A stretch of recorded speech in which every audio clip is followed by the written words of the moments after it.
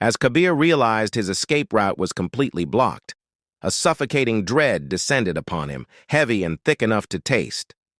The once familiar exit was now covered by a strange, shifting mass of shadows that seemed to mock his desperation. The icy air within the chamber began to pulse violently, vibrating with the malevolent energy of an ancient, forgotten cult that had reclaimed its sanctuary. Every breath he took felt like inhaling shattered glass, freezing his lungs and sending frantic jolts of panic through his entire body as the glowing red eyes in the darkness began to close in from all sides.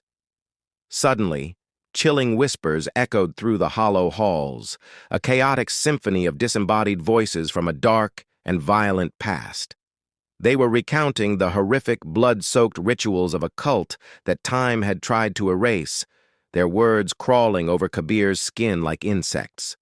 The strange carvings and occult symbols etched into the stone pillars pulsed with a faint, eerie crimson light, syncing perfectly with the rhythm of his racing heartbeat.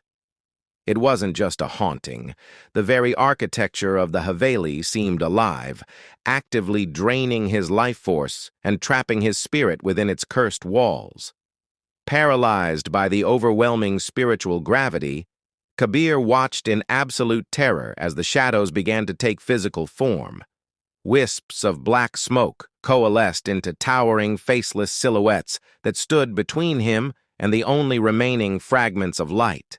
The temperature plummeted further, turning his frantic exhales into thick plumes of mist.